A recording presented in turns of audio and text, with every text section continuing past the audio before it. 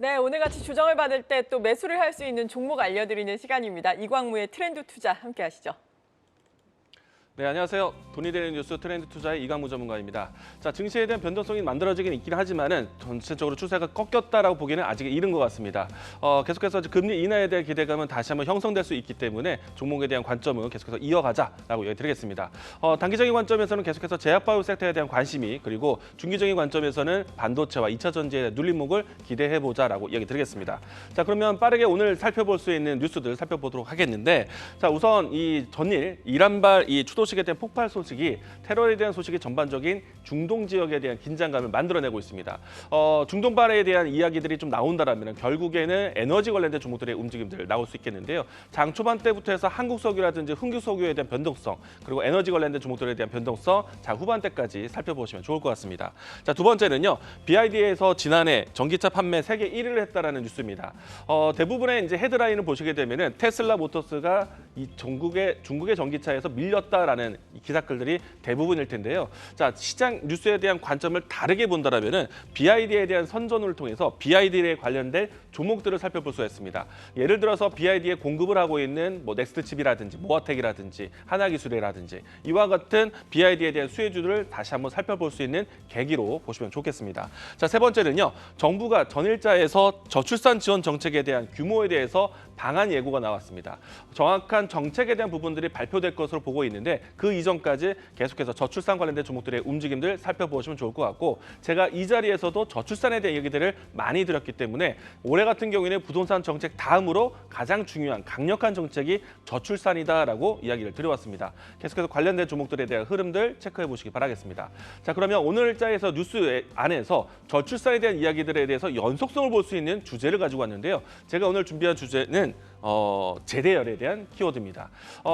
일단 어떻게 보면은 저출산에 대한 기조에서 어울리지 않는 사업이라고 볼 수도 있는데, 저출산이기 때문에 새롭게 부상되고 있는 사업이 제대열 사업입니다. 일단은 이 제대열을 통해서 형제와 또 그리고 신사에게 질병 치료에 대한 혜택이 될 수 있는 부분들이기 때문에, 과거 같았으면 형제가 많았던 이 가족 단위에서는 제대열에 대한 보관이 그렇게 중요하지 않았습니다.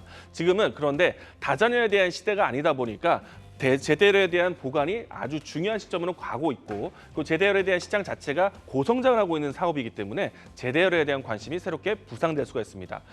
저출산 때문에 오히려 보게 되는 산업이다라고 이야기 드리도록 하겠고요. 차세대 세포 치료제에 대한 가장 중요한 근원이 되고 있기 때문에 신생아에 대한 배아주기 세포에 대한 관심도 이어질 것 같습니다. 자, 그러면은 이와 같이 세포 치료 그리고 제대열에 대한 관심에 볼 수 있는 종목 가지고 왔는데요.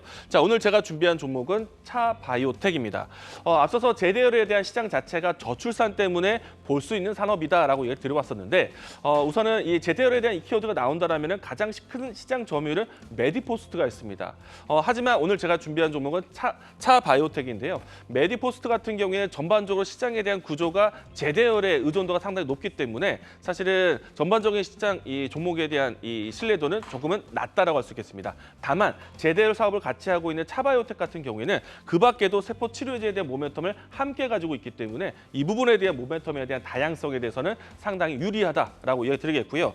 자, 우선은 이제 차바이오텍 같은 경우에는 제대열에 대한 사업 자체가 2년 동안에 급성장을 하고 있습니다. 이 부분에 대해서는 안정적인 실적 캐시카우로 볼 수 있을 것 같고, 추가적으로 앞서 이야기 드린 것처럼 세포 치료제에 대한 발전 가능성이 상당히 크기 때문에 이 부분에 대해서 가장 중요한 뉴스를 보시면 좋을 것 같습니다. 세포 치료제 같은 경우에는 카티 치료제가 대부분인데, 차바이오텍 같은 경우는 NK 세포 치료제에 대한 부분들이 특화됐다는 점 참고하시면 좋을 것 같고, 앞서 이야기드린 것처럼 제대열부터 해서 세포 치료제 같은 경우는 첨생법에 대한 혜택을 받을 수가 있습니다. 이 부분에 대해서 관련된 이 허가를 모두 다 갖고 있기 때문에 차바이오텍에 대한 모멘텀에 대한 부분들은 다양하다라고 이야기 드리겠습니다. 자, 그러면 이 종목에 대한 주가 흐름 보면서 매수 타점 보도록 하겠는데요. 최근에 와서 제약바이오 섹터들에 대한 순환매가 나오고 있고, 항암제에 대한 관심이 높은 상태에서 차바이오텍도 역시나 세포 치료제 항암제에 대한 관심으로 크게 올라왔습니다. 지금은 상승을 한번 보이고 나서 횡보하고 있는 위치인데, 다시 한번 2차 파동에 대한 부분들을 기대해 볼 수 있는 위치이고요. 현재 위치에서 올라온다면 1차적인 목표가는 23,500원, 그리고 손절 라인 때는 17,400원 제시하도록 하겠습니다. 자, 돈이 되는 뉴스로 찾아뵙도록 하겠습니다. 지금까지 트렌드 투자였습니다.